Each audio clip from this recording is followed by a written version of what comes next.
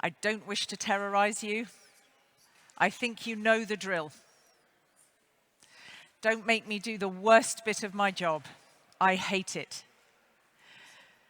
You were well briefed, in person, online, and in a written briefing, so you cannot say, I didn't do that.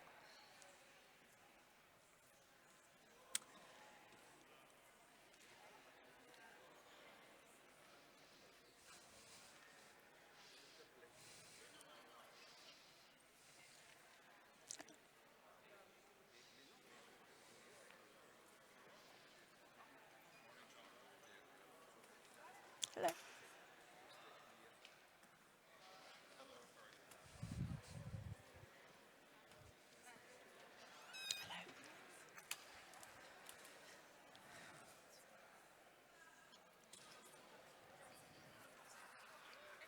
Yep.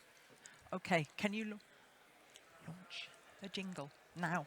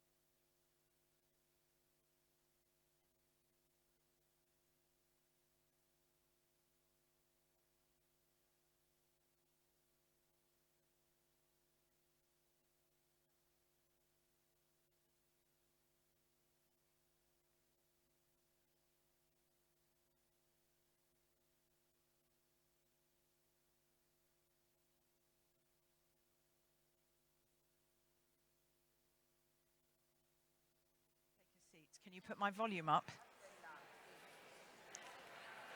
Do I have? Okay, good people. Can I ask you to take a seat? Welcome, Joanna Drake. It's lovely to see you. Can you take a seat, good people? Because we are 15 minutes into our schedule already. And you certainly don't want me telling you to speed up. Okay, if you take a seat, the lovely technical crew at the back, any second now, will launch our jingle to start our event. We're just getting some headsets in place. Can somebody please place headsets here? Can I ask somebody of the technical crew to place headsets on the desk, please? And to bring me one over there. Thank you. Okay, we are all seated. Can you be seated, please? Just give me one. Yeah, and I need one for over there from you.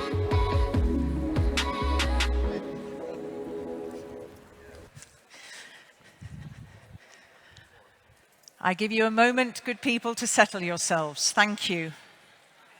Thank you for being here. Esteemed speakers, esteemed audience, those of you at this magnificent venue, again, the most magnificent in which I have ever moderated, those of you in the listening room, and those of you online, a very, very warm welcome. Here we are on the second day of our EU mission event. It's all about restoring our ocean and waters by 2030. We've got some fabulous speakers again, some brilliant case studies. That comes after the high-level policy, the political commitments at the beginning. Of course, as yesterday, we have interpretation in Italian. Channel 1, English is on channel 2.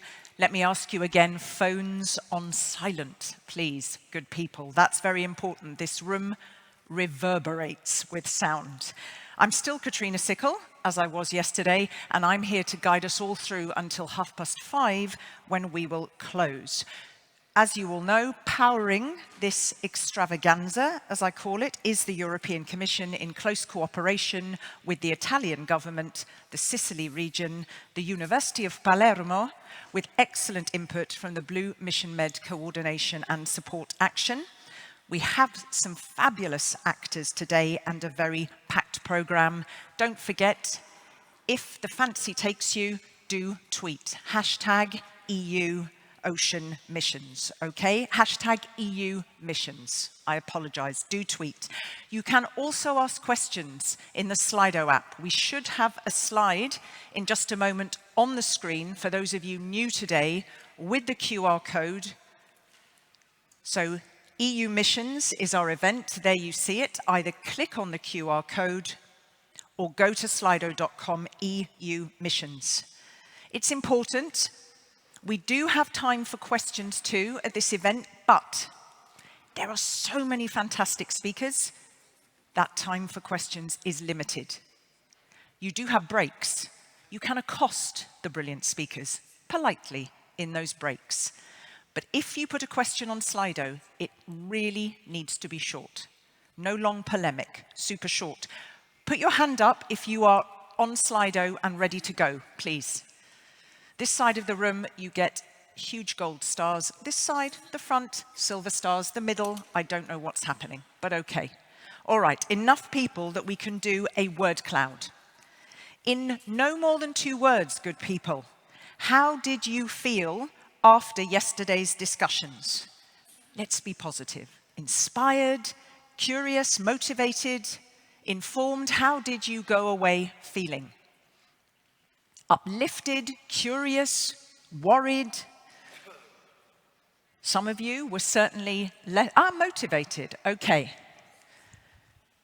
Energized.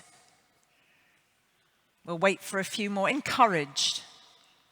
I was encouraged by the commitment and brains and brilliance of the case studies we had yesterday, and of course the political commitments we heard. Uplifted, enlightened. No time, I'm sorry. Worried. Okay, fair enough. Hopeful. Inspired and exhausted. I think, who put inspired and exhausted? Are they in this room or online? Yeah, you are right, Anne. But you had a good meeting with somebody from Portugal, did you not? And you went for drinks last night, and that restarted something that you tried to start before COVID. Voila, that's what we want from this event. Okay, one more, a poll, just to check. I woke up this morning, what? Raring to go, eager to find out more from the diverse case studies, ready to network. Do an Anne, as I would say, ready to network. Curious about the new knowledge that I can gather, or hungover. I love the way hungover was higher and now has gone down, as people have decided not to be honest. Of course, you can be hungover and curious, or hungover and raring to go. Okay, curious about what new knowledge I can gather. We will leave it at that. And we will crack on, because we've got some delightful speakers who are going to give the big picture policy, who are going to present the political resolve, the word we heard yesterday. May I invite our first speaker back from yesterday? He is the president of the Sicily Region Assembly. His name is Gaetano Galvagno, and he is going to just officially welcome you all today. Thank you so very much, sir. You can give a warm round of applause.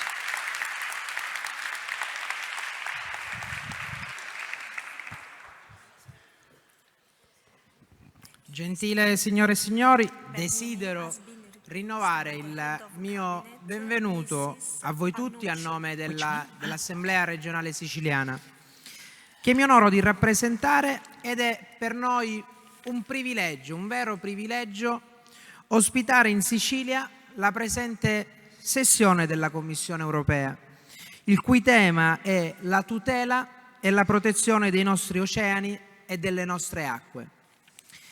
Per l'Unione Europea la tutela della salute e dell'ambiente sono stati da sempre non solo principi fondamentali da proteggere, ma al contempo obiettivi da raggiungere.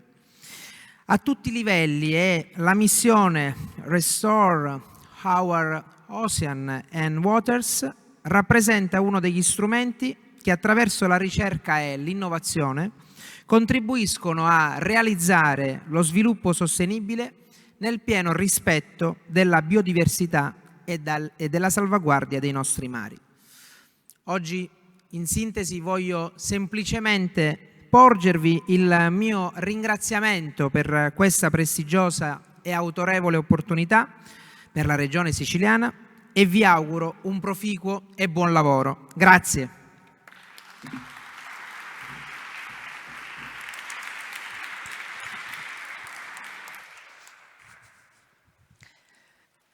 Thank you very much. And now we're going to hear some words from Edmondo Tamayo, who is councillor at the Sicily Region Assembly. And I will ask you please to give him a very warm round of applause. Thank you, sir.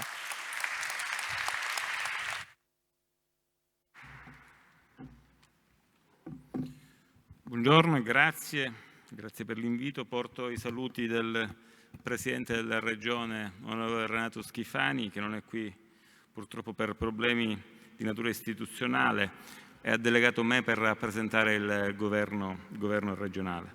La missione che tratteremo oggi rientra tra le 5 lanciate dalla Commissione europea, iniziative di ampia mobilitazione che propongono soluzioni concrete a grandi temi.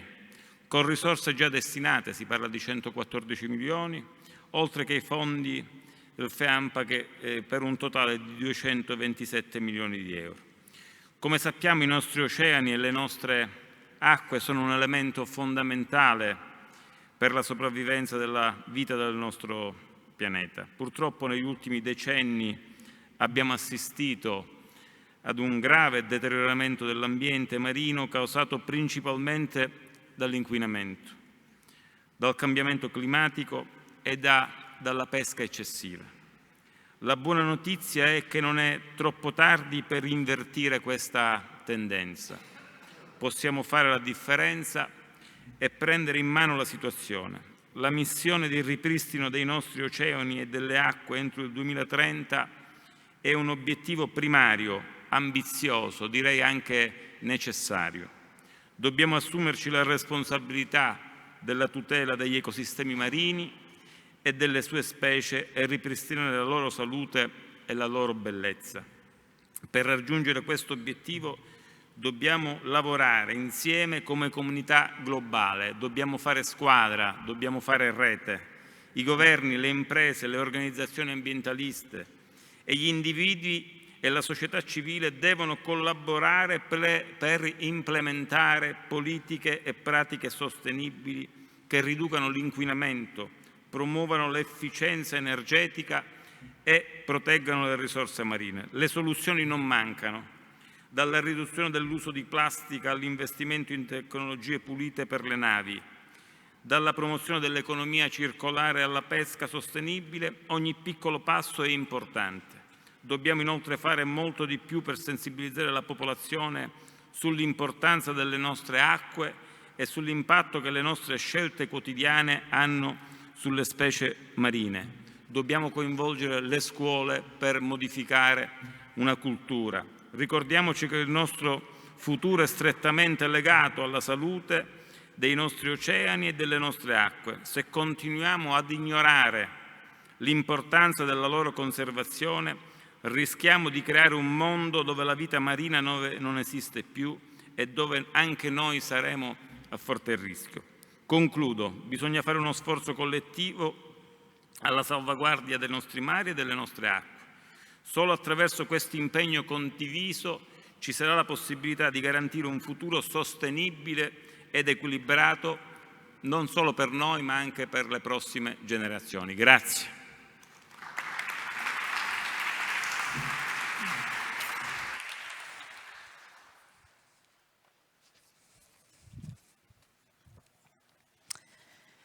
Thank you very much, and I take heart from your words right at the beginning there, in which you said that we can, you believe, truly make a difference.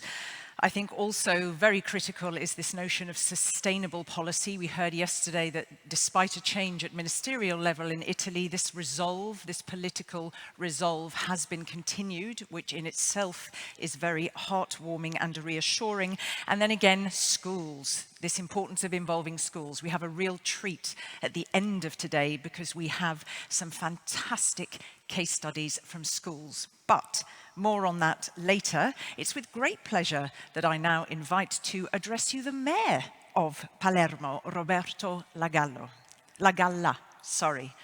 Thank you, sir. A warm round of applause.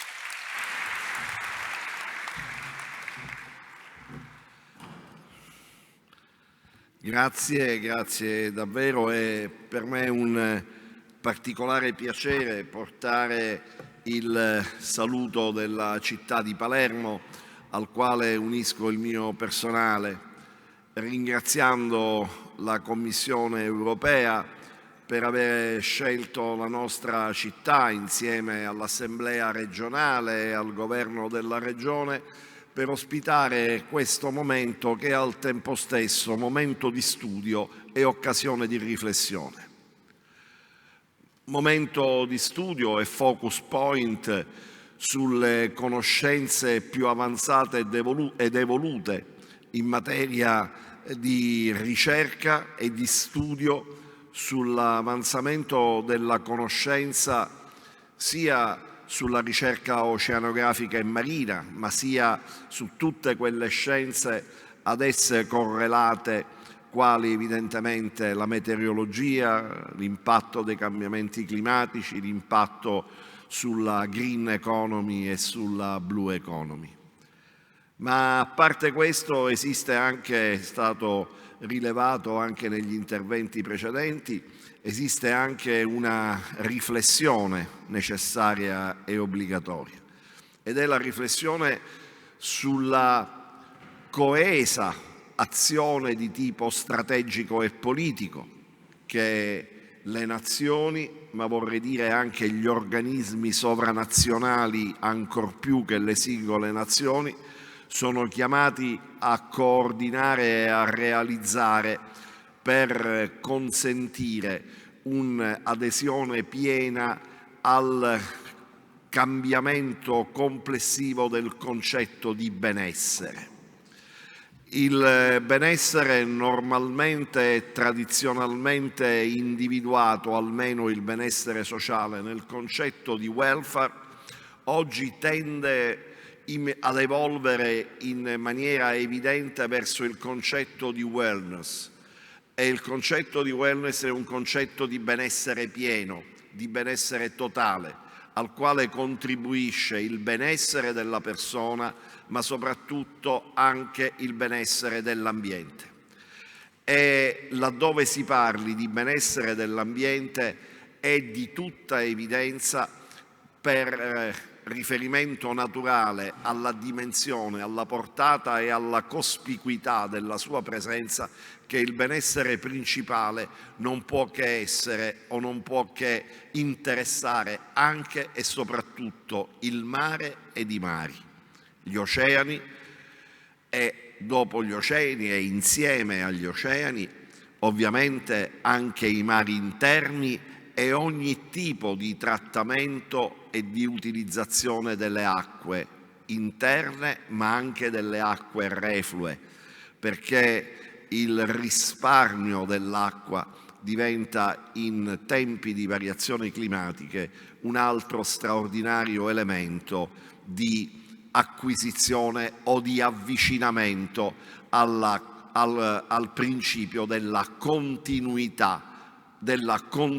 realizzativa del benessere stesso. Non dimentichiamo come l'emergenza acqua è un'emergenza che abbia sempre, anche nella storia, modificato i flussi, le dinamiche dei popoli, indotto le carestie, acceso le rivoluzioni, fatto abbandonare straordinarie e larghissimi territori. E quindi l'impegno è scientifico, l'impegno è economico, l'impegno è politico. Per quanto riguarda la città di Palermo, è città storicamente, geograficamente, naturalmente protesa al mare. Palermo è pan ormus, cioè città tutto porto, e questo già in qualche modo dà spiegazione dell'interesse storico, antico, del rapporto tra Palermo e il suo mare. Un rapporto in realtà non sempre ottimale, ma in molte parti della storia anche un rapporto violato, un rapporto negato, un rapporto reso difficoltoso da una antropizzazione non sempre felice e da un utilizzo in qualche modo rapace delle coste. Oggi, attraverso gli strumenti che ci sono messi a disposizione dall'Unione Europea, il PNRR in primis, la Municipalità di Palermo è destinataria di investimenti per oltre 50 milioni di euro per la bonifica della foce del fiume Oreto e per la bonifica della costa orientale della città. Una costa un tempo preziosa e particolarmente utile alle dinamiche del turismo, del lavoro del mare, e poi violentata dalla distruzione di tanti palazzi liberty che costituì la follia omicidia dal punto di vista urbanistico di questa città negli anni 60, il cosiddetto sacco di Palermo, e tutti gli sfabbricidi sono stati gettati in questa costa che ora a noi tocca recuperare e bonificare. Ma il tema è molto più ampio e implica anche la rete delle relazioni e dei network che stiamo realizzando con l'autorità portuale per favorire l'interfaccia sociale ed urbana tra la città e il suo porto, non due parti separate di uno stesso complesso, ma due parti osmotiche di una stessa comunità, di una stessa città. Oltre a questo, grazie alla collaborazione che svolgiamo con l'autorità di sistema portuale, con le autorità marittime, è anche in campo una riorganizzazione delle finalità operative degli scali marittimi e portuali della Sicilia occidentale, per finalizzare ciascuno di essi ad una funzione prevalente.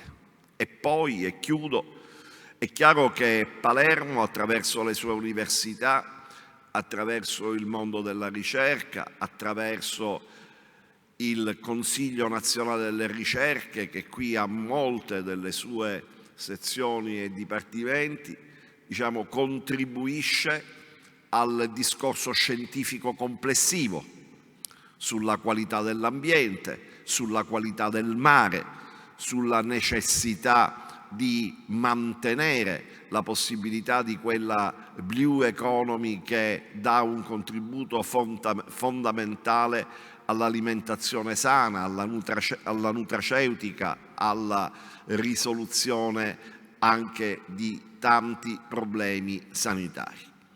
Ecco, perché per noi saranno fondamentali le conclusioni di questa vostra assise di lavoro.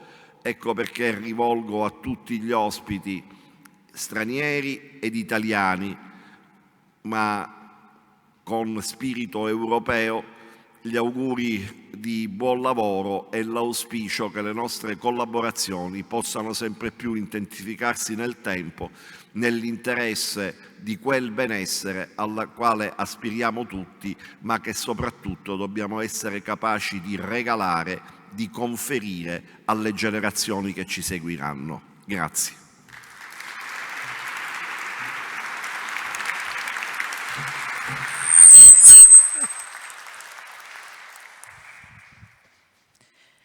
Thank you very much, Roberto Lagalla, and thank you for explaining the provenance of Palermo. And it is a great, for me, a particular pleasure and a privilege. Not my first time in Sicily, but my first time in Palermo, and wow. So thank you very much for your words. And you said there, you know, this, when you have a lack of water, it gives rise to crises and emergency. I think we can all in this room agree that there's enough of that in terms of climate change. And let's hope we don't have to go even further to accelerate and scale up the solutions that are being presented so beautifully at this event. Thank you. Now, our next two speakers from the European Commission are highly invested in the mission, but unfortunately could not be with us in person, but each has sent a short video message. So let us hear first from the European Commissioner for Environment, Oceans and Fisheries, Virginijus Sinkevičius. Video, please. Dear Ministers, distinguished guests, friends of the ocean, welcome to the Mediterranean Lighthouse in action, part of the EU mission Restore Our Ocean and Waters by 2030. We share a mission, and that mission is ambitious and important. Our goal is clear, to protect and restore our blue planet. We also share the view that we can do this together through research and innovation, citizen engagement, and blue investments. This is important because time is running out. Our biodiversity, and with it, our own well-being, prosperity, and future are at stake. This is why we need every single one of you to come on board and help turn things around. The mission has clear objectives: restoring biodiversity, reducing pollution, and supporting a sustainable blue economy. But we can only achieve them with your continued support, engagement, and political commitment. Because together, we are stronger. The Mediterranean Lighthouse was officially launched almost a year ago in Marseille. Since then, its focus has mainly been on preventing and eliminating litter and pollution in the sea basin. In this first phase, impact-driven research and innovation are bringing us some excellent pilot solutions for a cleaner sea and waste-free rivers. In the next phase, these solutions will be taken further, transplanted and scaled up far and wide.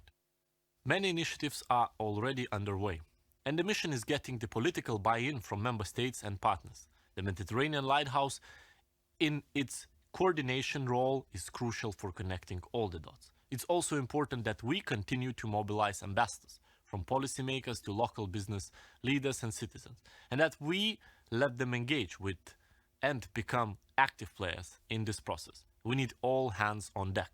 I'm happy to see that a diverse range of Mediterranean stakeholders endorse the mission charter: regions, cities, islands, ports, universities, and research centers, the private sector, NGOs, and citizens. We have already received over 400 actions in total, with an envelope of almost 2 billion euro. And there is also a high participation from associated and non-EU countries. The European Commission is committed to working shoulder to shoulder with governments, regions, local authorities, and all the relevant stakeholders to deliver on policy priorities and accelerate the transition to healthy Mediterranean Sea and restored waters. I also encourage you to build bridges and join forces with stakeholders in other sea basins. The 4 lighthouses are part of the same mission, with shared goals of our one ocean. We can only restore our ocean by working together. Thank you.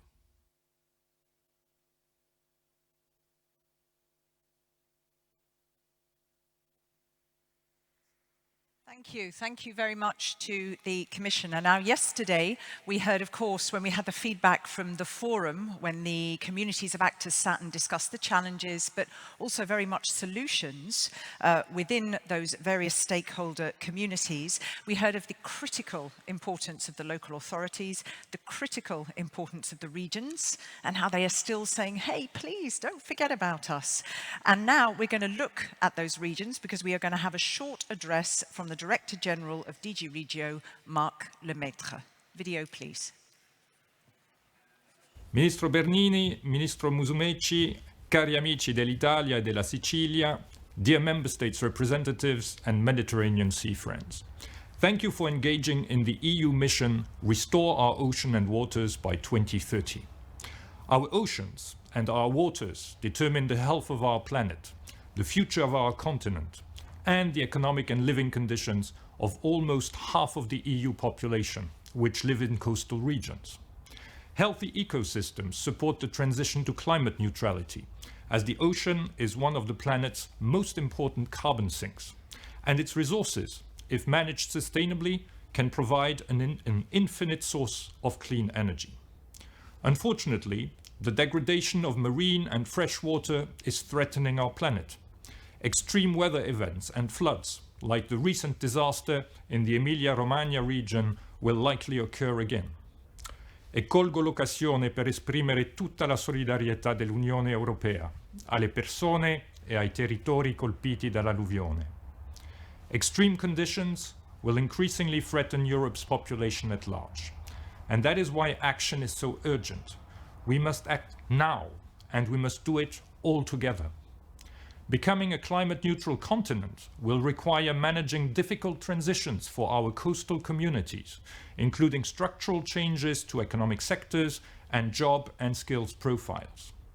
To this end, we are implementing a number of strategies and legislations within Europe's Green Deal, among which the Biodiversity Strategy, the Zero Pollution Action Plan, and the Sustainable Blue Economy Strategy.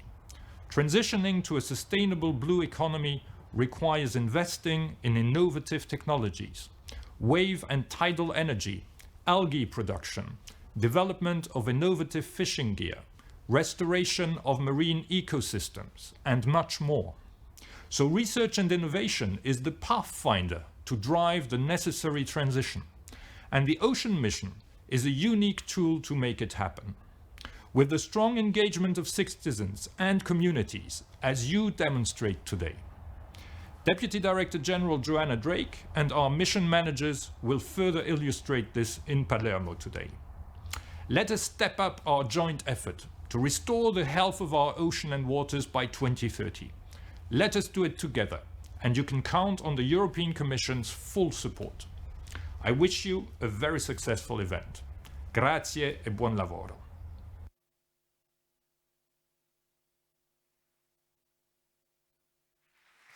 Thank you very much to Marc Lemaitre. I think it's always very arresting to hear that half of the EU population is living in coastal regions. So yes, we are all impacted, but very sobering statistic. So our next speaker has already been preempted by Marc Lemaitre. Please would you give a very warm welcome again from the European Commission, Deputy Director General for Research and Innovation, Joanna Drake. Welcome. Thank you.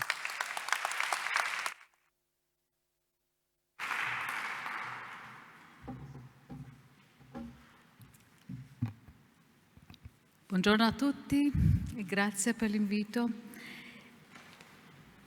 Che bello di essere qua, presente in questa terra bella e splendente, piena di sole, piena di storia, circondata da un mare stupendo, pieno di storia, pieno di sfide, ma certamente che sarà, e forse già è, all'epicentro delle soluzioni globali. I would like to therefore thank in advance already, I know they will be taking the floor after me, the Italian ministers Anna Maria Bernini and Sebastiano Musumeci, as well as the representatives of other member states actively engaged in the mission for their political support, but also for ensuring to make this political support translate into concrete actions on the ground, with impact on the ground, to this very noble mission of restoring our ocean and waters. I am a Mediterranean myself, and I know what the previous speakers have been talking about because we are living it every day. And it is therefore very much part of my own epicenter to give my contribution to this mission as well. Italy is in the center of the Med, and particularly this region. Sicily is only a few kilometers away from the country I know best, and we share a lot of, shall we say, challenges, but also hope for thousands of refugees who are forced to leave their families and their loved belongings. But Sicily is also one of the leaders of the ecological transition in Italy, and therefore the spotlight is very much on it also for this very good reason. And therefore, as representative of the European Union, I would like to thank heartily for the active role in support of the mission Restore Our Oceans and Waters. And why is this? Yes, because it has given an example by being the first region and also the first island to adhere to the mission charter, and which has brought the highest number of participants, different municipalities and various associations to the mission charter. So thank you for being a beacon of light to others who have followed suit and hopefully will do even more after this event today.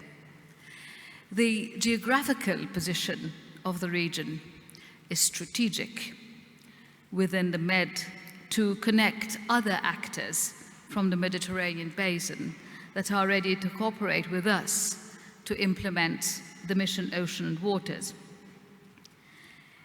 But if we reflect a little bit more, what does the Mediterranean Sea really mean for us all? The sea is where a third of the world's seaborne trade passes. I know we all know this from our history books. The first thing probably that we learned about our island's history. It is where 150 million people depend on tourism-centered economy. It is the very often used term cradle of the European civilization, with 400 UNESCO sites. Well, I mean, coming into this building, you're just imbued by the spirit through the whole of your being. But it is also a global biodiversity hotspot. On the other hand, the dark side is that it is also the most polluted European sea. It is a place where our ability to generate a common future with new jobs and growth, supported by a clean common sea, can support peace in the world, prosperity and stability along our shores and also beyond our shores. If we go in the land of diplomacy and think about what science can do to diplomacy, we can also consider this as a cradle for science diplomacy to show what can be achieved. If only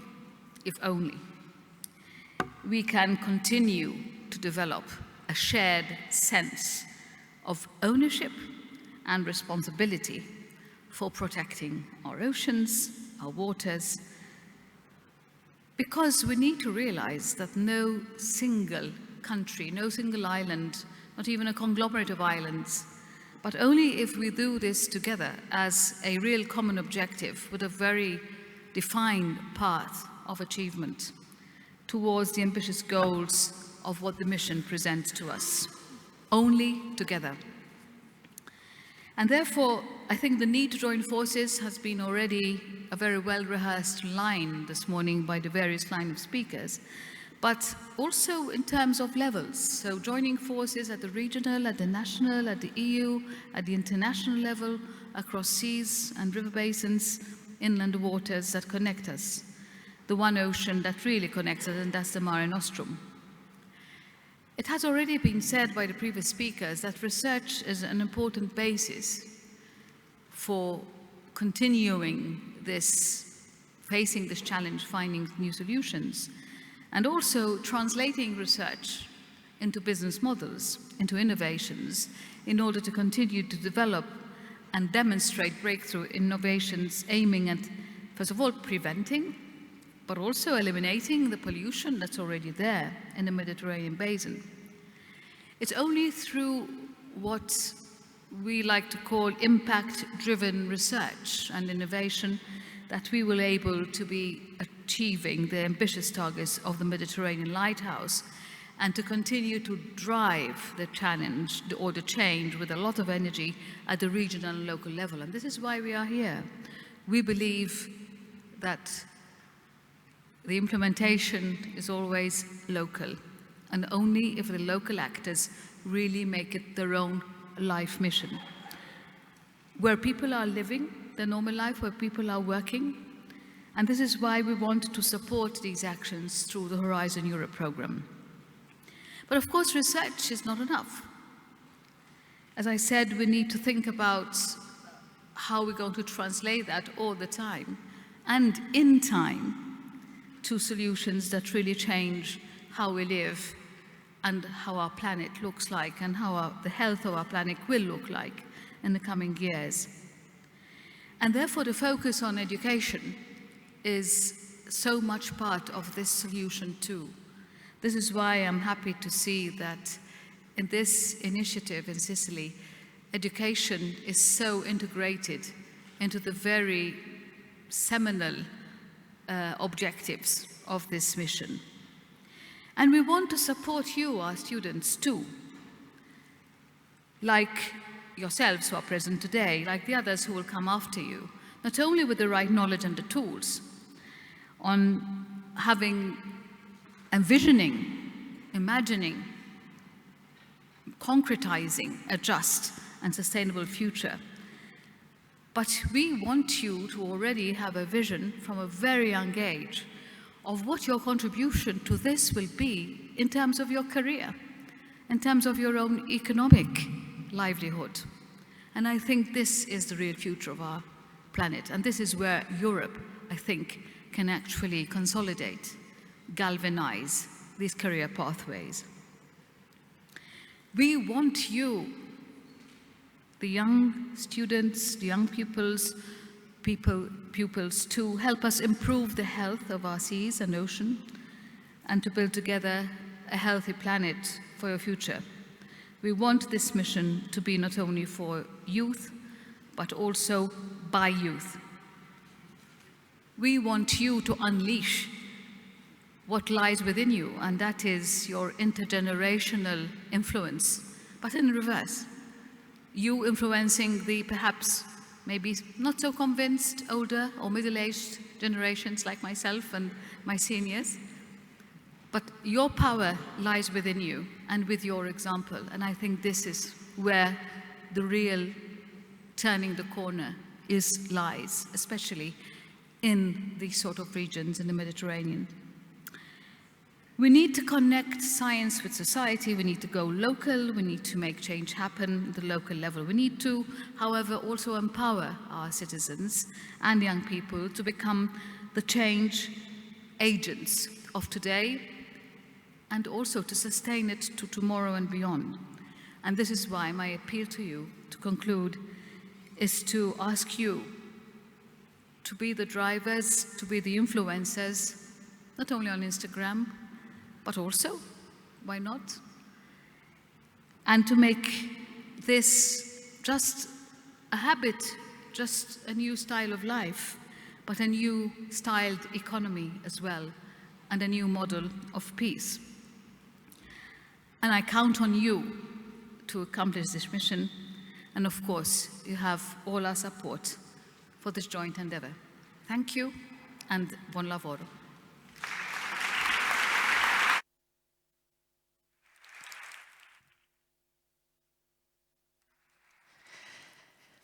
Thank you. Thank you very much to Joanna Drake, and I think there will be big appreciation in the room that you did so much of that address to young people. And funnily enough, when you said not just on Instagram, but also yesterday we did indeed hear in the conversations in the forum about the importance of that level of using Instagram and others in a very creative way indeed to bring about what you call a habit, a new style of life. And also one other thing which was great is that yesterday you said we need to translate this impact-driven research into business models. We heard a huge call for that. We heard about getting the research to the policymakers, but critically getting the researchers and industry together. Thank you. So we have two speakers now. Actually, the second of these is no longer Minister Bernini, but it will be Head of Cabinet, Mrs. Panucci. But first, joining us online, we have the Minister for Civil Protection and Sea Policies, Nello Musumeci. So a warm welcome. Yes. Buongiorno, grazie. Buongiorno a tutti e benvenuti in Sicilia, che è la mia regione, la regione nella quale sono nato e nella quale vivo. Mi scuso e mi dispiace non poter essere fisicamente con voi. Oggi abbiamo a Roma Consiglio dei Ministri ed io peraltro sono costantemente impegnato in incontri legati alla tragica alluvione che ha colpito la nostra regione dell'Emilia-Romagna. Quindi mi scuso e comunque non potevo assolutamente esimermi dall'esserci, anche se da remoto, e di rivolgere un sincero saluto al Presidente dell'Assemblea regionale siciliana, al Sindaco di Palermo, che ho già visto e seguito nei loro interventi, il rappresentante della Commissione europea, i colleghi ministri, i direttori generali, tutte le signore e i signori presenti. Posso subito dire che il mare torna protagonista nell'agenda del governo italiano. Per la prima volta abbiamo istituito un Ministero per le politiche del mare, di cui sono orgogliosamente titolare assieme alla Protezione Civile. È un segno concreto di interesse e di attenzione che il nuovo governo alla guida dell'Italia vuole attribuire a questa straordinaria risorsa che non solo ha plasmato e ha condizionato nel bene e nel male le civiltà, ma anche diventata ormai negli ultimi anni una potente risorsa per la nostra economia blu, dove l'Italia gioca un ruolo particolarmente importante assieme ad altri Stati membri dell'Unione Europea. Io sono convinto che l'iniziativa della Commissione Europea debba costituire un motivo di stimolo e non soltanto di analisi. Noi abbiamo davanti sfide importanti, il tempo a disposizione è assolutamente limitato e serve la consapevolezza di tutti. Il Mediterraneo non è soltanto una grande opportunità di crescita per tutti i paesi, anche per il Mediterraneo allargato, anche per il vicino Medio Oriente, ma diventa anche una sfida perché questo mare possa essere salvaguardato e tutelato. Ricordo ancora il grido d'allarme lanciato dai sindaci di 25 città bagnate dal mare Mediterraneo, 25 città europee, che nello scorso anno hanno richiamato l'attenzione sull'alto tasso di inquinamento del nostro mare. Proteggere e tutelare e conservare le biodiversità marine costituisce davvero una sfida non facile da vincere, ma le battaglie prima vanno combattute. Non mancano le note positive e voi avete avuto la sensibilità di sottolineare l'impegno di Capraia, che costituisce un modello, secondo me, da emulare per l'attenzione che ha riservato soprattutto alla foca monaca, ma complessivamente all'ambiente marino. Il 30% dei mari europei da proteggere entro 7 anni, ormai sono davvero pochi, e il 10% della protezione rigorosa sono sfide che possono anche sembrare a portata di mano, ma non è così. Bisogna superare le diffidenze, la riottosità delle popolazioni che vivono nelle fasce costiere interessate a progetti di recupero ambientale. Senza la condivisione delle popolazioni, delle comunità locali, di quelle che vivono giorno dopo giorno a contatto con il mare, ogni iniziativa calata dall'alto rischia di rivelarsi vana, inutile, ma certamente difficile. Dobbiamo cioè, e qui la Commissione europea può fare davvero un grande lavoro di comunicazione, dobbiamo spiegare alla gente che il regime vincolistico costituisce una tutela attiva, non mummifica il contesto ambientale, ma al contrario diventa una nuova opportunità di crescita economica, perché molto spesso per errata o scarsa informazione la gente guarda ai nuovi vincoli come a un freno per la loro crescita economica, per la crescita del loro territorio. Il Mediterraneo purtroppo ogni anno riceve 230.000 tonnellate di plastica. Vi lascio immaginare quello che determina questo flusso in un contesto che invece dovrebbe essere assolutamente incontaminato. Io credo che serva un trattato internazionale che impegni ogni Stato che si affaccia sul Mediterraneo a disciplinare l'attività delle coste e soprattutto a impedire, per esempio, lo sversamento, lo scarico di acque non depurate a mare, che credo sia una delle cause principali, assieme alla vetustà delle navi o a certi criteri assolutamente irragionevoli di pesca. L'erosione costiera diventa un'altra insidia e un'altra sfida sulla quale abbiamo puntato come governo italiano i riflettori, perché l'erosione costiera è il termometro di uno stato patologico che interessa il mare, il nostro mare Mediterraneo. E poi la possibilità di sfruttare, fra virgolette, quindi da un punto di vista sostenibile, il mare per ottenere la energia pulita che può essere prodotta con o nel mare. Lasciatemi per ultimo tema fare un riferimento alle isole minori. Ne abbiamo 35 in Italia, la delega appartiene al mio ministero.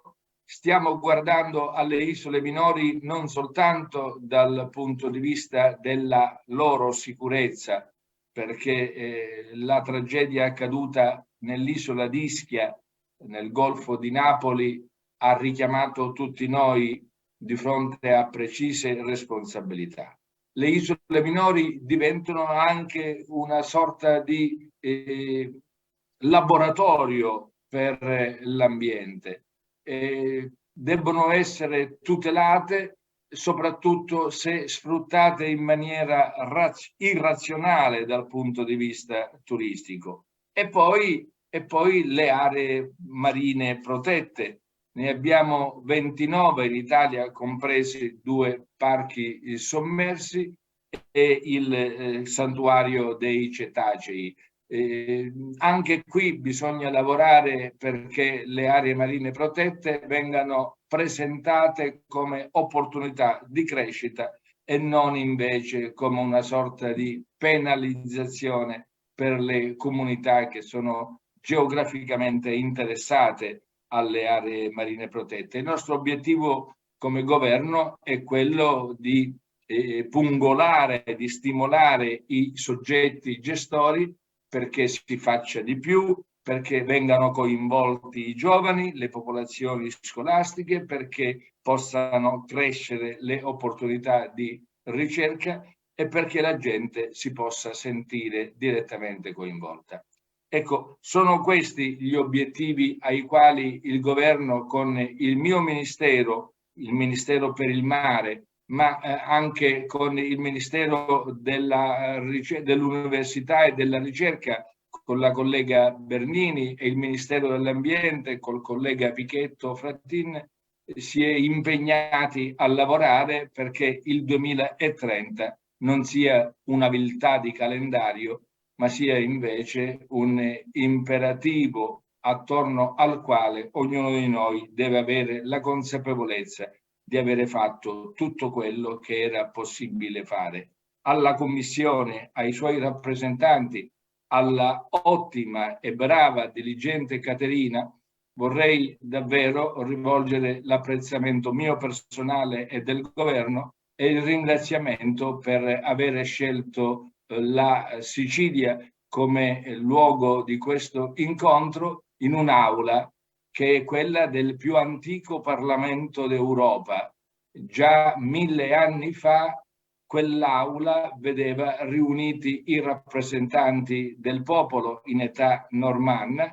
Le mura trasudono storia in un'isola che ha conosciuto 15 dominazioni, ognuna delle quali ha lasciato un segno della propria presenza filtrato nell'alambico delle civiltà e dei secoli. Ecco perché mi piace dire che la Sicilia può essere considerata la più europea fra le terre del continente, proprio perché è una terra di tolleranza, è una terra di convivenza, è una terra nella quale le culture, le civiltà e vorrei dire in questo caso i propositi futuri si incontrano e diventano fecondi. Grazie e buona giornata a tutti.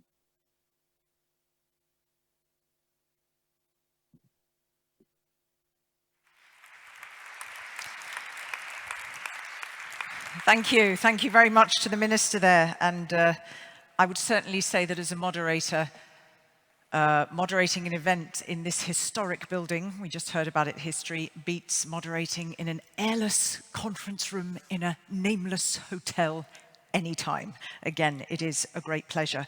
So just so you know, for the program, we're going to go into the coffee break, as you will have anticipated, later than foreseen in the program, because we started late and we have a lot of speakers in this opening. So we will hear in just a moment from Head of Cabinet, Mrs. Panucci, and then we will hear from 5 member states, 5 countries who are going to give some very punchy deliveries on what is actually happening in terms of initiatives to meet the mission aims and targets. Then we've got a lovely little award ceremony, super sweet, super quick, and then there's coffee, okay? So, islands, it's all about there. We heard about smaller islands as labs, but before we get to all of that, can I please now invite to join us online, Head of Cabinet, Mrs. Panucci. I ask you, I'm turning, I think you might be able to see me in the camera, if I invite you respectfully to be as beautifully concise as it is possible to be. Thank you so very much. The floor is yours. Grazie mille, buongiorno. Certo mi farò perdonare per dover immeritatamente sostituire il ministro Bernini attraverso un intervento breve che non sottragga tempo alla conferenza. Innanzitutto saluto tutte le autorità presenti, saluto i rappresentanti della Commissione europea e il ministro Musumeci che mi ha preceduta. Porto il saluto del ministro Bernini, che purtroppo è molto dispiaciuta per non aver potuto partecipare a questo evento importante su cui molto abbiamo investito anche in termini di contenuti, ma di risorse. La missione Restore Our Ocean and Waters esprime un approccio sistemico e testimonia una forte collaborazione, una sinergia tra tutti i paesi, ognuno dei quali mette un pezzo del proprio saper fare, della propria capacità di ricerca, di innovazione, per trovare delle soluzioni condivise che chiamino direttamente in causa tutti i cittadini. Il ministro Musumeci nel suo ampio intervento ha richiamato le sfide, ma anche e soprattutto i grandi rischi con i quali dobbiamo confrontarci e il valore della risorsa mare. Il ministro si è soffermato sul tema delle regole, sui vincoli da vivere come delle opportunità di crescita della risorsa mare e soprattutto di crescita economica e sociale. Attraverso un approccio sinergico e quindi senza ripetere ciò che il ministro ha molto sapientemente sottolineato, io vorrei soffermarmi, diciamo, su quanto la ricerca e la scienza possono fare non solo per valorizzare la risorsa mare, ma anche per preservarla e garantirne, diciamo, la vita e l'efficacia. La scienza, la ricerca hanno un valore fondamentale nella tutela, nel processo di tutela degli ecosistemi marittimi e di informazione e comunicazione del loro stato di salute. La ricerca ha sempre anticipato i tempi, ha messo in allerta anni prima rispetto alle possibili conseguenze del degrado e dell'incuria delle nostre acque. La scienza e la ricerca sapevano già da tempo quello che sarebbe successo, ma purtroppo sono state a lungo inascoltate. Oggi però abbiamo un vantaggio. Abbiamo un vantaggio che viene dall'energia, dalla consapevolezza e dalla voglia di agire delle giovani generazioni, voglia che è stata richiamata anche negli interventi dei rappresentanti della Commissione, giovani generazioni che sono sempre più coinvolte nella petizione di tutela, di protezione dell'ambiente. Ma soprattutto abbiamo nuovi fondi su cui possiamo contare che ci consentono di mettere in campo tutte le iniziative necessarie per tutelare l'ambiente, in particolare tutelare la risorsa mare. Grazie alla PNRR, il Ministero dell'Università e della Ricerca ha destinato investimenti significativi al tema della Blue Economy e alla tutela degli ecosistemi marittimi. Voglio ricordare innanzitutto il finanziamento del nuovo Centro Nazionale per la Biodiversità che ha proprio sede a Palermo. È un investimento molto rilevante che ha il suo, diciamo, che ha il CNR, vede il CNR come capofila e l'Ateneo di Palermo come partecipante fondamentale. È un centro il cui obiettivo, come tutti i centri nazionali su cui il Ministero ha investito le risorse del PNRR, ha diciamo, l'obiettivo di mettere a sistema tutte le ricerche italiane relative alla biodiversità, perché è soltanto attraverso la conoscenza approfondita della sua ricchezza naturale che l'Italia riuscirà a valorizzarla e a rispettare il target del 30% di territorio protetto entro il 2030 che pure il ministro Musumeci richiamava. Fanno parte di questo centro circa 2000 ricercatori, di cui la metà donne, 49 partner tra università, centri di ricerca, fondazioni e imprese. Una parte importante delle attività di questo centro è ovviamente legata al mare Mediterraneo, che è il nostro più importante hotspot di biodiversità. Il mare Mediterraneo rappresenta meno dell'1% della superficie acquatica terrestre, ma nonostante ciò ospita circa 17.000 specie, il 7,5% di tutta la biodiversità marina, quasi 10 volte di più della media mondiale.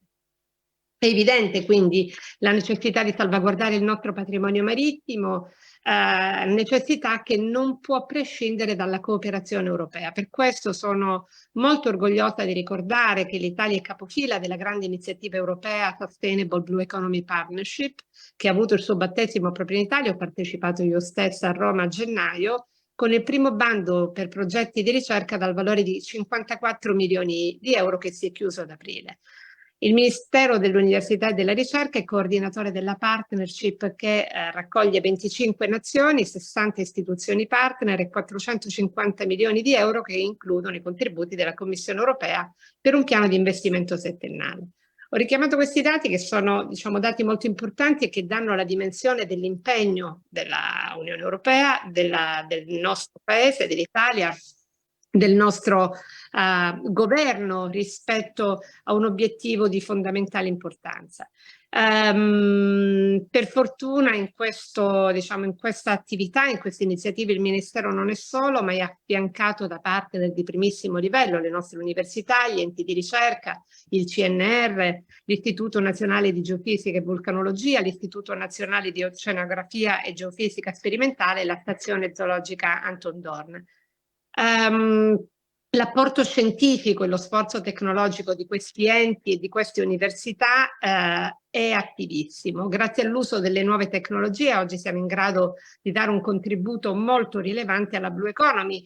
Voglio qui ricordare, essendo, diciamo, questo evento in Sicilia, e con orgoglio l'attività dell'Università di Catania, che ha brevettato un'invenzione per l'estrazione di microplastiche che renderà possibile determinare e quantificare con elevata sensibilità le microplastiche praticamente invisibili. Ed è un'invenzione, un brevetto che ha attivato, frutto diverse, diciamo, collaborazioni, che ha attivato collaborazioni con le università, tra le quali Columbia e centri di ricerca in Austria e Turchia. Questo per dire come l'Italia sia all'avanguardia sia negli obiettivi di tutela dell'ambiente e della risorsa marittima, tema di cui ci occupiamo oggi, ma anche diciamo, nelle attività di ricerca e innovazione. Quindi tutto il nostro sistema accademico, imprenditoriale è impegnato rispetto a questi obiettivi che il Ministero dell'Università e della Ricerca intende perseguire con determinazione e coordinare tutte le attività. Per questa ragione mi fa piacere essere presente oggi, portare appunto i saluti del Ministro Bernini e augurare a tutti voi buon lavoro e buona continuazione. Grazie.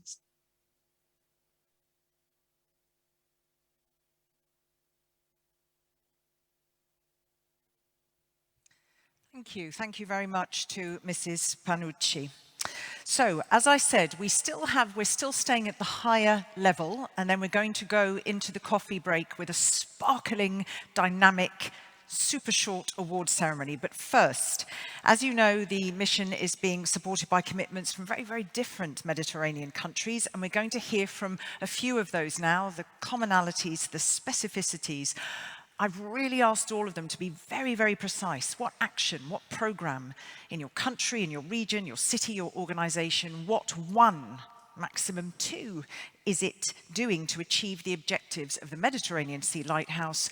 And what are those kind of critical actions, just one or two, that are so important for us to do collectively? We've heard this word time and time again from every single speaker, collectively, if we want to achieve the targets of this lighthouse. So our first speaker, he is Ambassador Olivier Poivre d'Avor. He's a diplomat, he's a cultural official, a maritime specialist and author, and a really top expert in maritime and environmental issues. He's been president of the National Navy Museum since 2014 and founded Saison Bleue, which is an association promoting the sustainable blue economy, particularly in the Mediterranean region, and with Pascal Lamy, the Forum Mondial de la Mer in Bizerte. So could I give a very, very warm welcome, please? Come, join us. Thank you so much.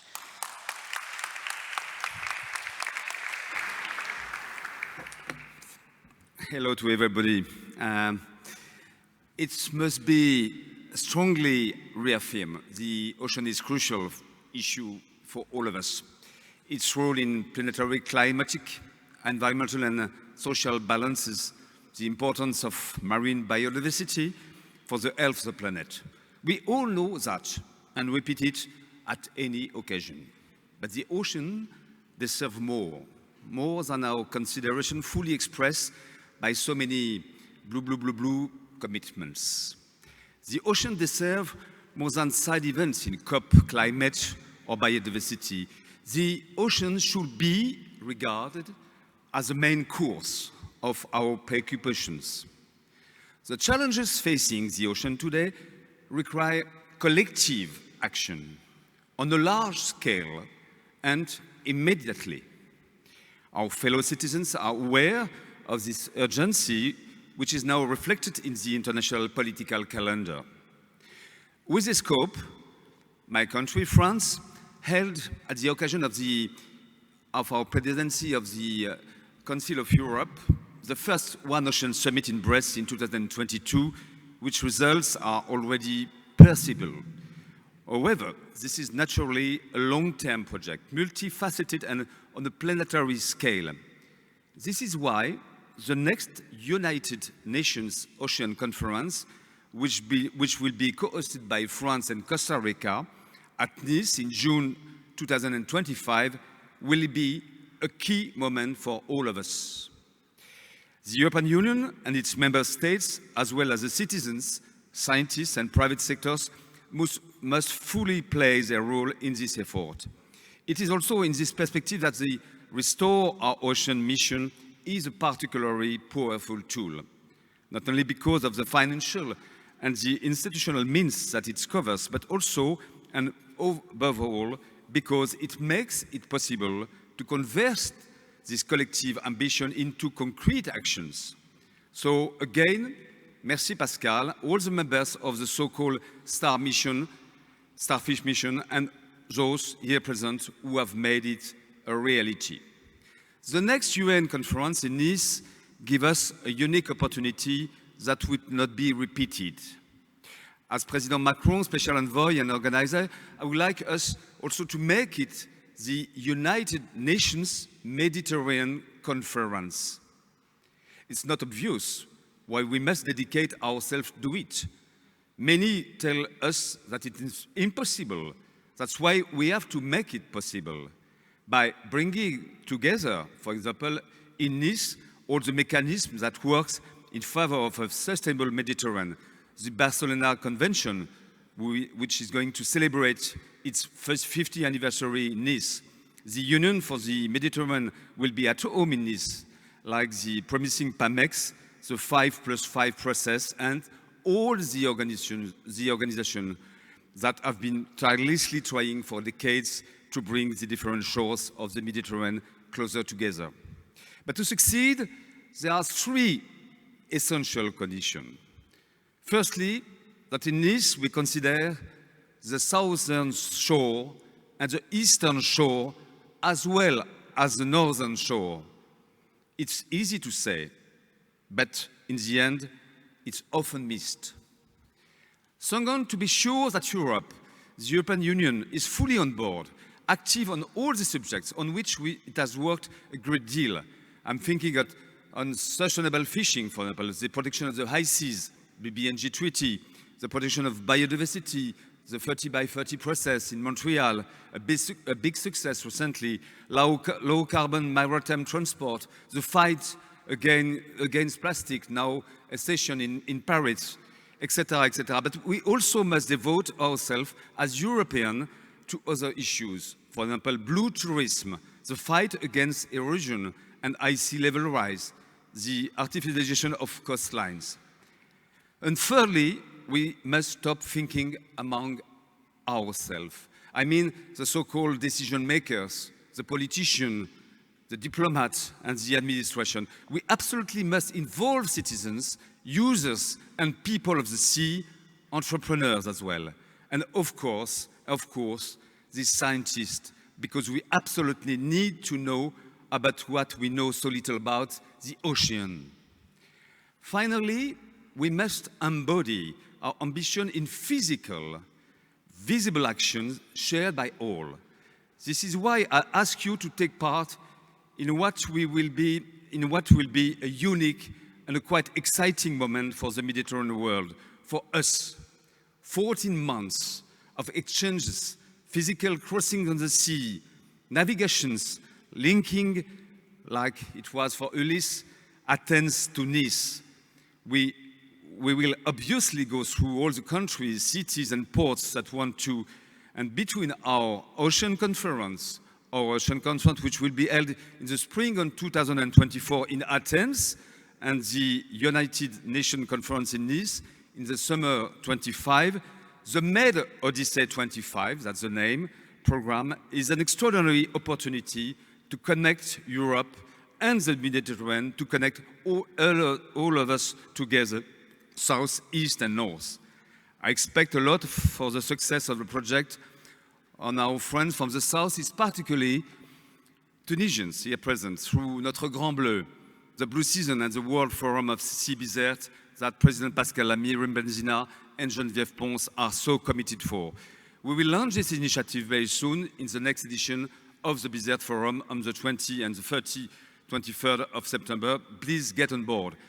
Europeans must naturally act in the basins that surround Europe. Today we talk about the Mediterranean Sea, but Europe's presence and action must be equally resolute and significant around the Danube, in the Baltic, in the North Sea, the Atlantic and the Arctic. But beyond this immediate maritime environment, our environmental and political responsibility covers all the ocean, up to the Southern Ocean, where we are fighting all together also for the establishment of marine protected areas all around Antarctica. And Antarctica is not far from Palermo. We are all part of the same one ocean. In summary, your commitment, each at their level and in their field, in the EU Ocean Mission is therefore expected because it is part of both a necessity and a collective ambition. Thank you so much. Thank you.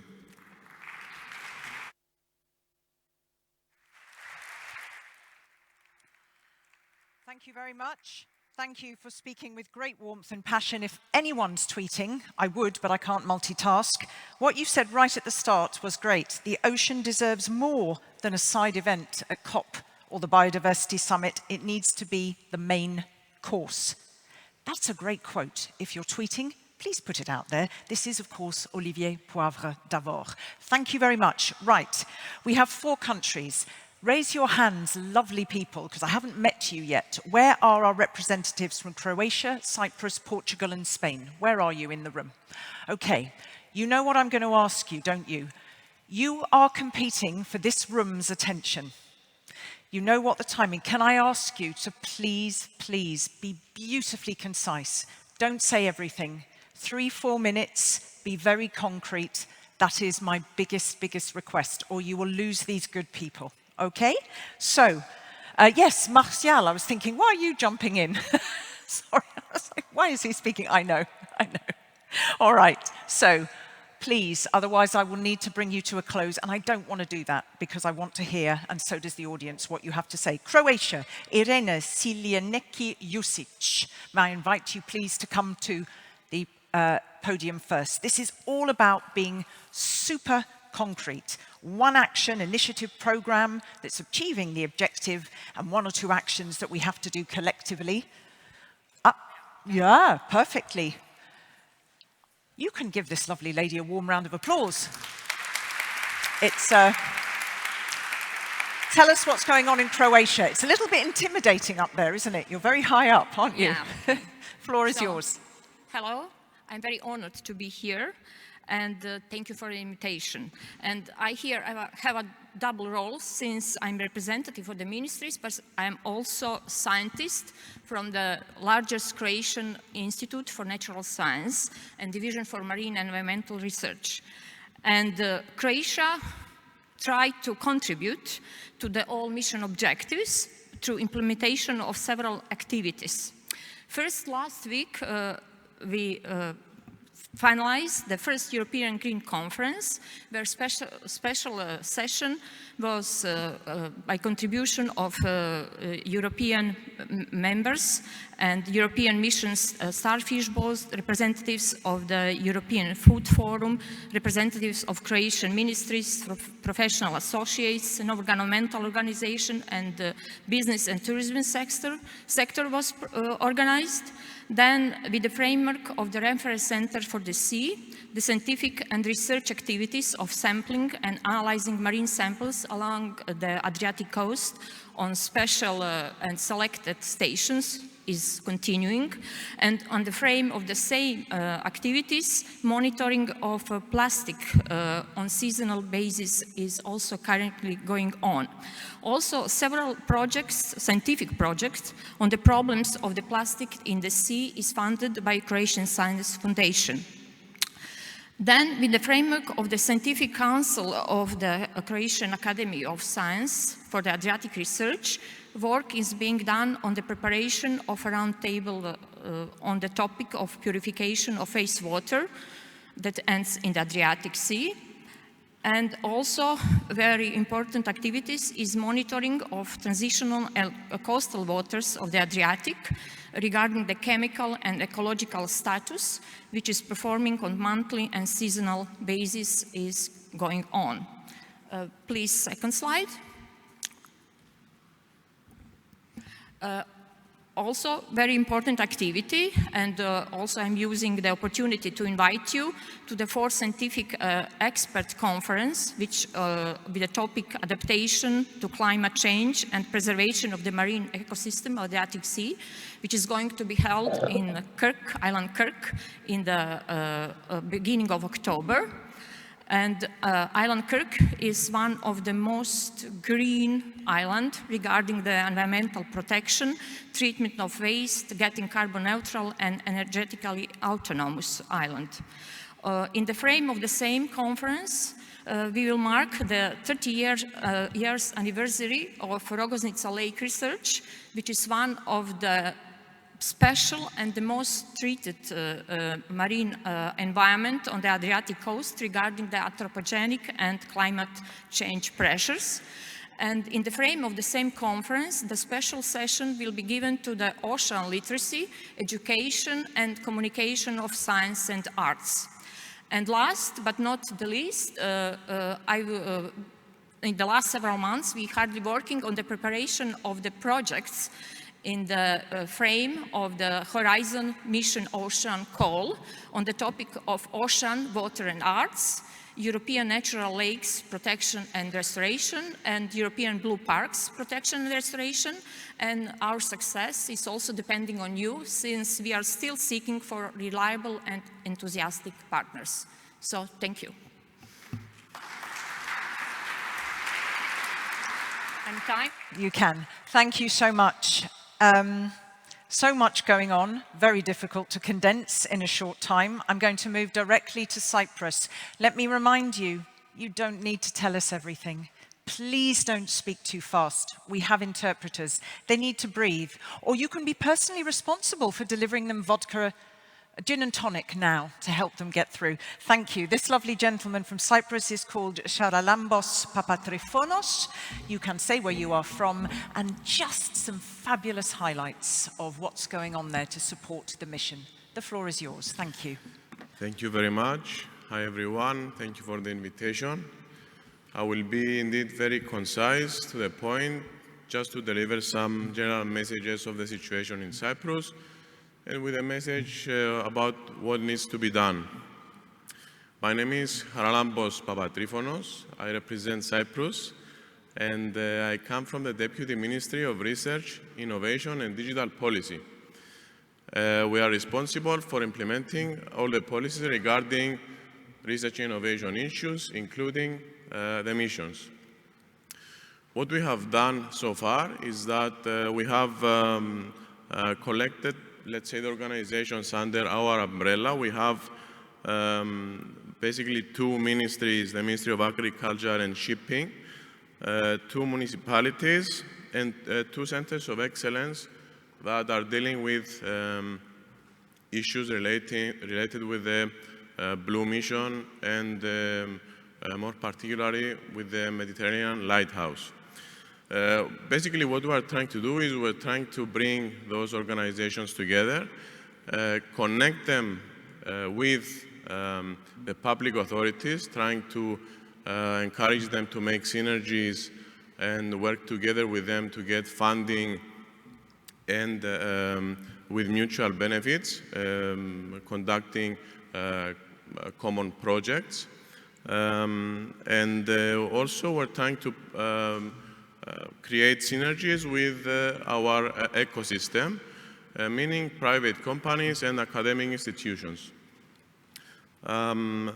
Basically, an important institute that we have that is working on issues related with the Mediterranean Lighthouse is the Cyprus Marine and Maritime Institute, which is an excellent center and has received the funding from the teaming projects, 15 million euros national funding and 15 million euros from the European Union. And it is fully aligned with the Mediterranean lighthouse objectives. And I would like to close with a clear message that basically reflects the experience of what's happening in Cyprus, and I believe that that's also what's going on in the rest of the countries. Basically, we do have the material, we have the projects, we have the people, we have the organizations. We just need to have concrete actions to, let's say, put everyone under one umbrella, common umbrella, which is the Ocean Missions umbrella, and to create strong synergies and give them incentives to work together under these specific objectives. Thank you.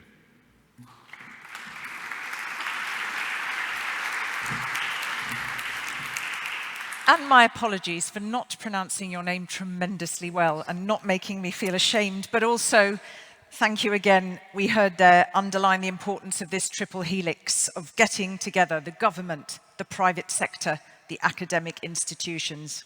Absolutely critical. We have two more countries from whom we are going to hear. I'm turning now to Portugal, and I'm asking Anna Sutcliffe to please join me and to ascend this very illustrious, the most illustrious, can we use this word, lectern of any event I've done? Yes, it's fairly intimidating, isn't it? Okay, a warm round of applause, please.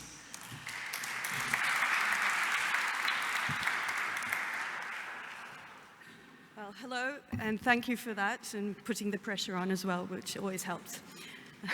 Thank you also to the Commission for inviting me here and giving me the impossible task of showing our national initiatives in under 4 minutes, which is, well, challenging to say the least. Portugal is a nation with a historical connection to the ocean, and we sit on the westernmost point of Europe, which gives us a privileged connection with both the Atlantic and the Mediterranean seas. Our commitment to defending the health of our ocean and waters was reinforced recently under the Lisbon Declaration of the United Nations Conference in Lisbon last July.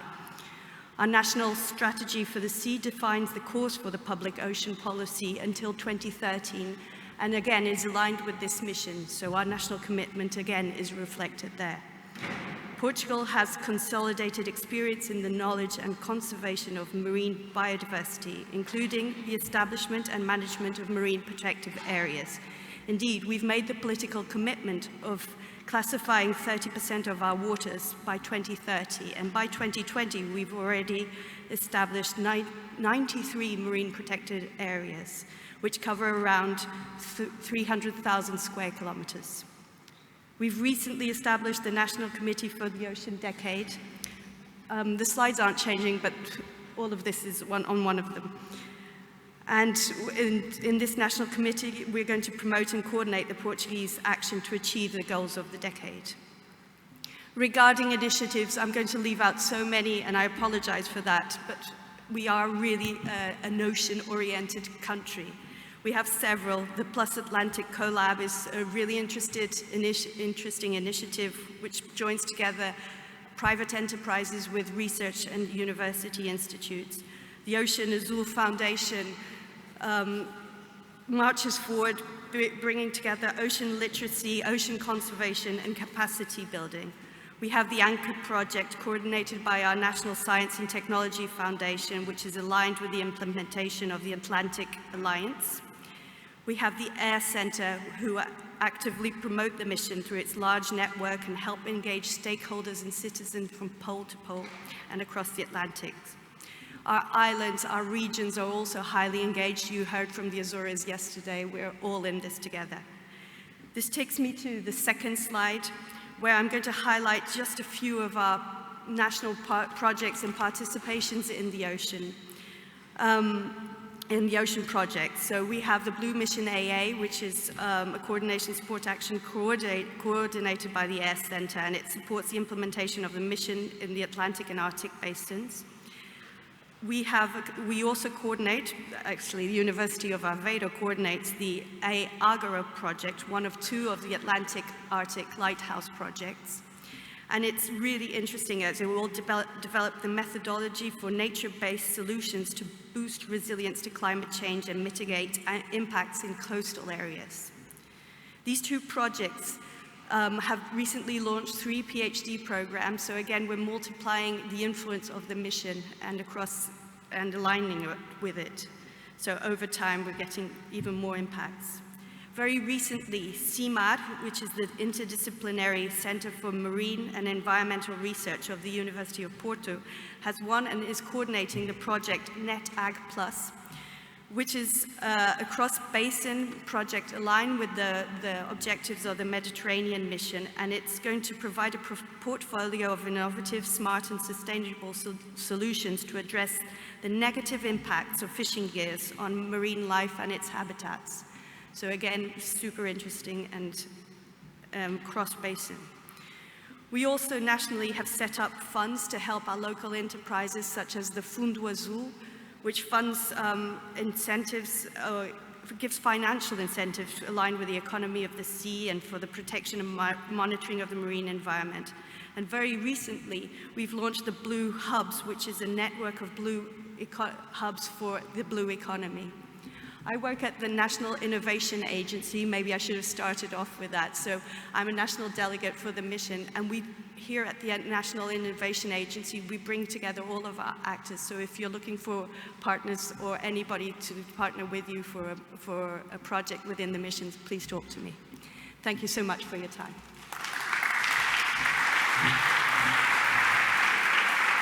Thank you. More than magnificently rose to the pressure. Incredibly comprehensive, incredibly clear, and my goodness, I mean, chapeau for the MPAs, for the work that you have achieved in that time. Absolutely extraordinary statistics. Thank you very much. And suffice to say, everyone knows that for all of these countries, it is but a tip of the iceberg what these representatives are detailing for you today. Finally, I'm coming to Spain. Can I invite Cristina Trueba Alonso, please? You have the longest walk. You can give her some warm applause because she's coming right from the back of the room. And you are our last speaker before we move into our award ceremony. Thank you very much. The floor is yours. Let's find out how brilliant Spain is being. Thank you.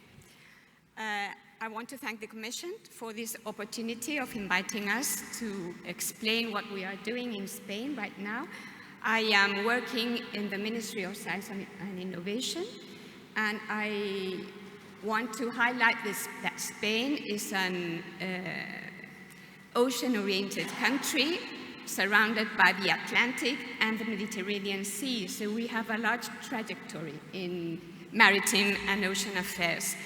Next slide, please. I have focused my intervention in 2 questions. What action is Spain is leading to achieve the objective of the Mediterranean lighthouse? And we are already working in different actions that contribute to achieve both the Mediterranean Sea lighthouse and the mission's objective. These actions are focused in a specific regulation regarding in the 5 maritime Spanish demarcations, among them Strait, Alboran and Levantine Balearic that belong to the Mediterranean Sea. Also a specific regulation regarding water policy, inland water policy, hydrological plans and hydraulic public domain, supporting the participation of national institutions. National institutions in different European organizations and observation programs, and also supporting the participation of these institutions in international organizations. You have the list of the places there. Also, the country funds with national resources, both research projects related to aquatic ecosystems and maritime issues, but also to comply with European framework directives related to ocean mission, and also encourage its participation in European research-funded projects and other funded project actions within other initiatives. The second question is, what are the actions that we can do collectively to achieve the regards of the Mediterranean Sea lighthouse. Next slide, please. We can focus, we will focus on three. There are a lot of them that we can do collectively, but we can focus on three. The implementation of scalable science-based actions, tools and solutions to minimize marine litter input from land-based pathways coming from rivers and wastewater treatment plants, and also cities, as well as sea-based sources, fisheries and aquaculture and maritime traffic. Boost the development of specific actions that will be applied more intensively in the future, such as bioremediation technologies, revalorization of collected litter from the marine ecosystem, and the implementation of port reception facilities, and recycling processes of the most common plastic polymer quantified at sea, in line with circular economy criteria and social-based solutions to reduce beach litter, for example, involving citizens. Thank you for your attention.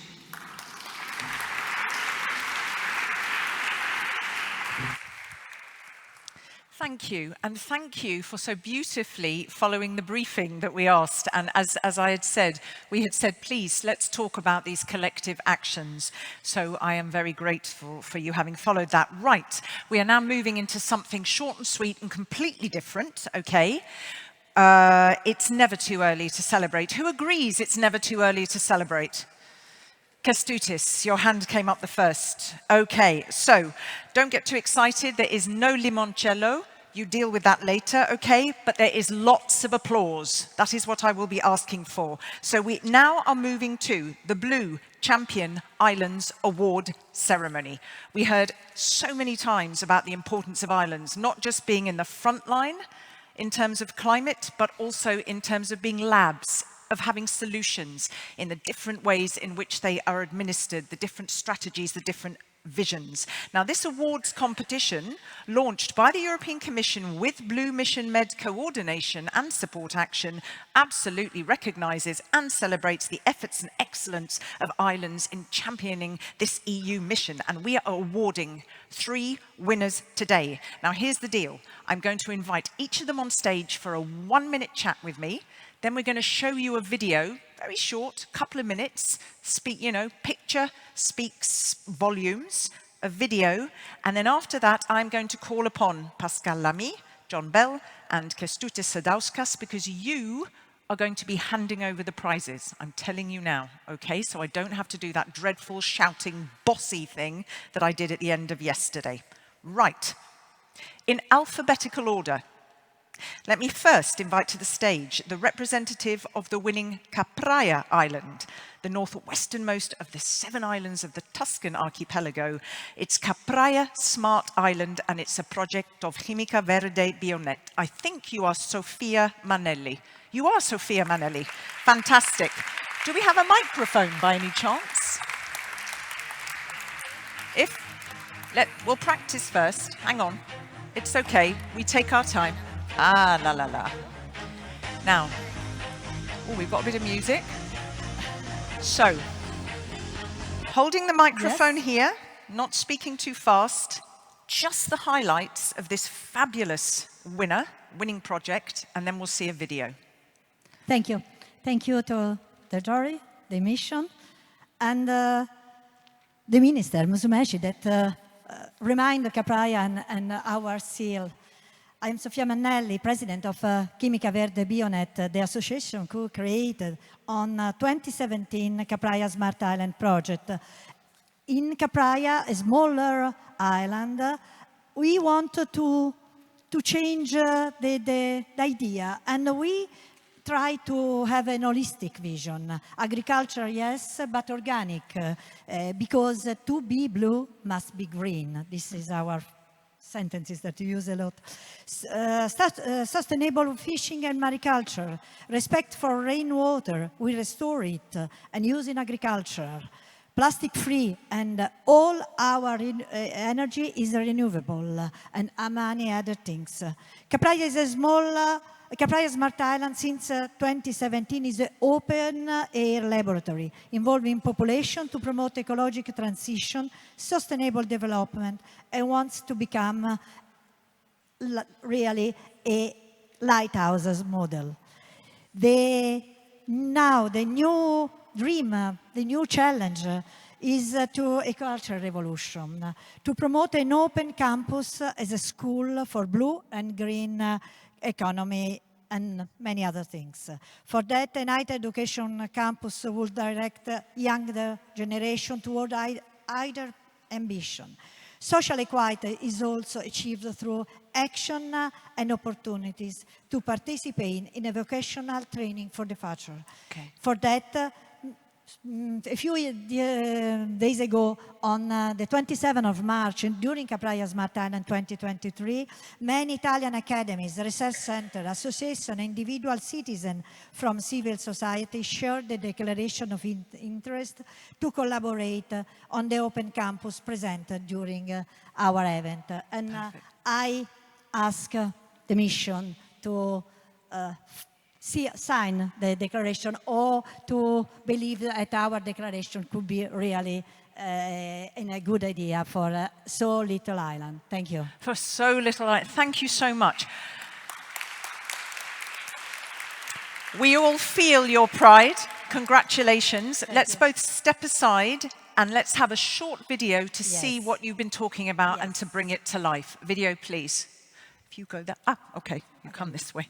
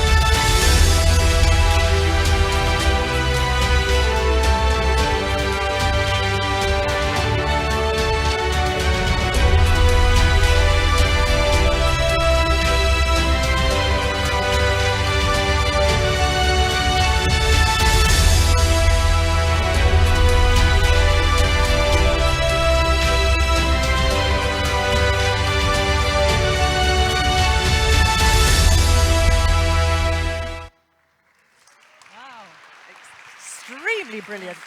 It's emotional. It is emotional. It's very emotional. Don't go away. I might take your microphone, if I may. I'll come back to you. Stay, because you haven't been awarded yet. Wow. Wow. Okay. So, can I invite now the second winning island of Saint-Honorat, please.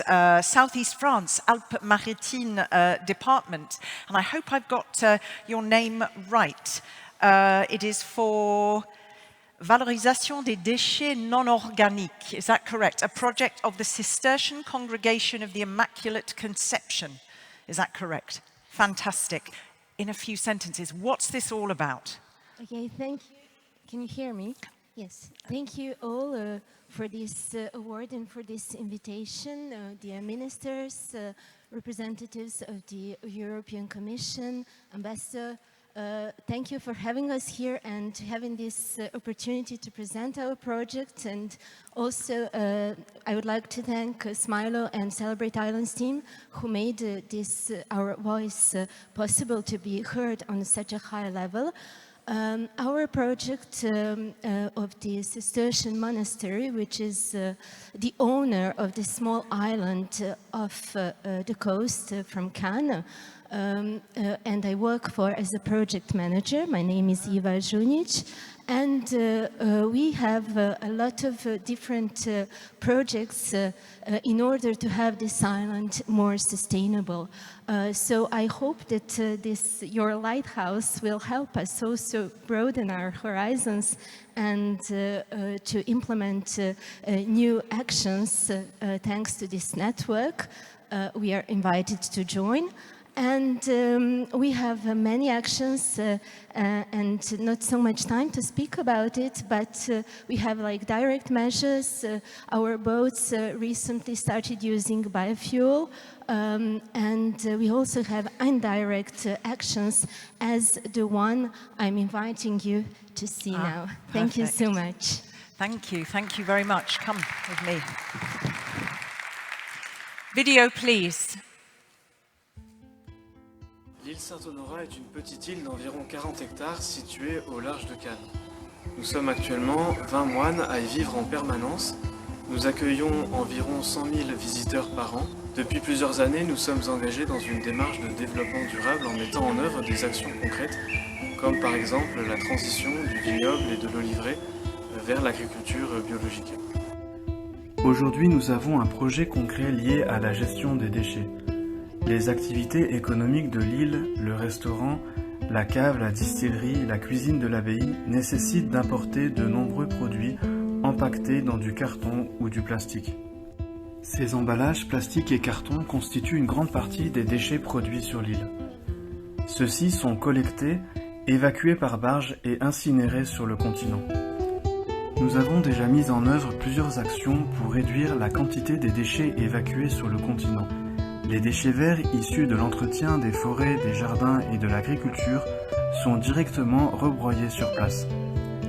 L'ensemble des déchets organiques issus de la cuisine de l'abbaye et du restaurant sont compostés en un seul site à proximité du potager de l'abbaye. Enfin, tous nos visiteurs repartent avec leurs déchets. Pour faire un pas de plus vers une petite île durable, nous souhaitons acquérir une presse à carton et plastique. En compactant les cartons et plastiques, nous réduirons le nombre de barges nécessaires à l'évacuation des déchets. Par ailleurs, le tri des plastiques et des cartons permettra leur séparation et leur évacuation dans des filières de recyclage. C'est un projet qui va fédérer les différents acteurs locaux sur l'île, les différents moines impliqués dans les activités économiques, distilleries, caves, activités agricoles, les employés du restaurant et les employés de la cuisine. Un pas de plus en fait vers une île plus durable. Great. Thank you. Congratulations. And so I'm going to invite the last winning island. The representative, I think, is Ahmed Souki. The winning island is Curiat, which is located northeast of Cape Monastir, about 20 kilometers from Tunisia, from the mainland. Okay. Plastic-free is the way to be. It's a project of the organization Notre Grande Bleue. Just a couple of highlights, and then we let the video speak volumes. Thank you. Hello everybody. First of all, I would like to thank the organizer for inviting us to this special edition. We are people from different background, tradition and dreams, but we are sharing one thing in common, our deep love for the Mediterranean Sea. The Mediterranean Sea represents 1% for the world ocean, but is rich in biodiversity and value ecosystem and have strong economic impact. How this lovely sea is under attack from a big enemy, plastic pollution. Let me tell about the video about amazing group of Notre Grande Bleue Junior, high school student. We have showed us the power of working together. So they decided to do something about it, created a video called Celebrate Island. That won award and made people think the special project showed how plastic traps harm marine life. and how we can be smarter about using plastic. The students were really creative and come up with a new idea to reduce plastic and reduce waste. They also wanted to include and help handicapped people. Into valuable product truth, upcycling, we don't only reduce plastic pollution, also provide a sustainable source of income the handicapped community. Let's come together to protect the Mediterranean Sea for the generation to come. Thank you for your attention and your support. Thank you very much. Well done, thank you. Come this way. Can we play the video? Nous partons pour le paradis secret de la Tunisie, Curiat, un archipel paradisiaque de 2 îles au nord-ouest de Monastir. Couverte d'une vaste couche de végétation et de zones humides inestimables, réserve de biodiversité. Ces récifs foisonnent de vie, ils abritent de curieux habitants. Pour les créatures marines, pas question de s'y habituer. Entre les eaux profondes de la mer ou cachées derrière un rocher, sa présence reste indésirable. C'est un ennemi indestructible. Il est né dans les années 70 avec le développement de fabrication des engins de pêche. Et depuis, il nous accompagne partout. Alors, que peut-on faire pour sauver la mer de l'invention des nasses de pêche en plastique? Le cadre est idyllique, et pourtant, la faune et la flore doivent cohabituer avec les déchets en tout genre. C'est pourquoi notre association, Notre Grand Bleu, a décidé de s'attaquer à tous ces problèmes. C'est avec conviction et enthousiasme que nos membres ont décidé de lutter contre cette prolifération.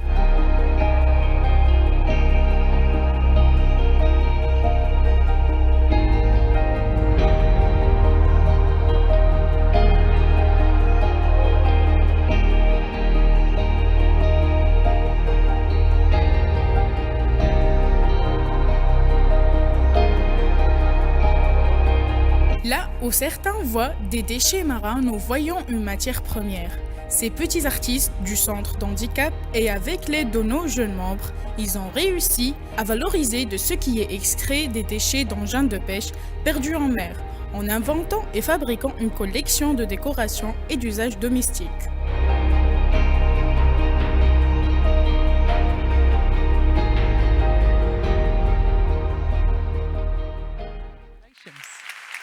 Well done. Thank you. Come and join me. Thank you so very much. I want to just remind all of you good people that this fantastic awards competition, and I think these are brilliant winners. Can you just warmly applaud them again? Fantastic projects, really. Well done.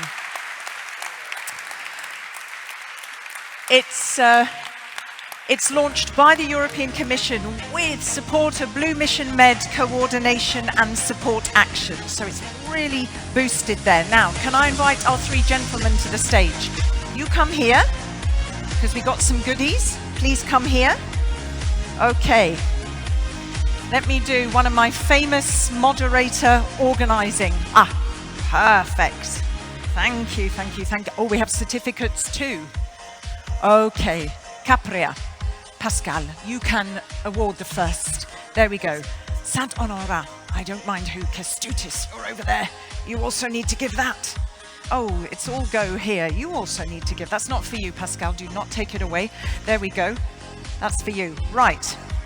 Why don't I ask Pascal first? If you come forward, we can take a photo and we can have a nice warm round of applause.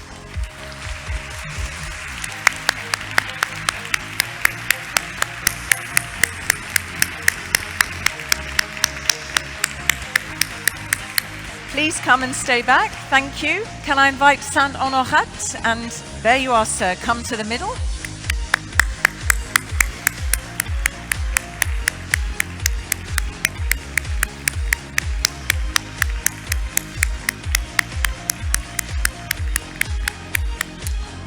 Thank you.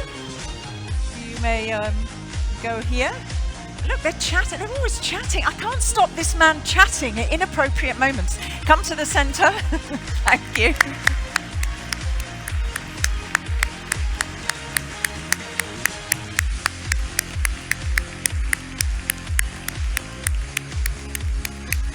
Okay, So we have all the photos. Let's do one last photo call and really warm congratulations to everybody.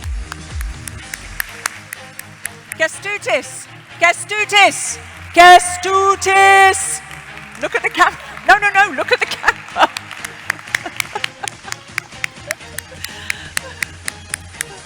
Okay, don't go away, don't go away. If we can just lower the music. If we can basically, shh, we can lower the music. Just don't go away. All I'm saying is you get to have coffee now, right? 30 minutes of coffee, 30 minutes for you, those of you at home. Just one quick, I think you've got it by now. Anyone speaking next, review your presentation and please make sure it's beautifully concise, okay? It's the last time I'm going to say it or I'll become less polite. Thank you so very much, everybody. Thank you to our wonderful speakers. Thank you to our winning islands. Fly, be free.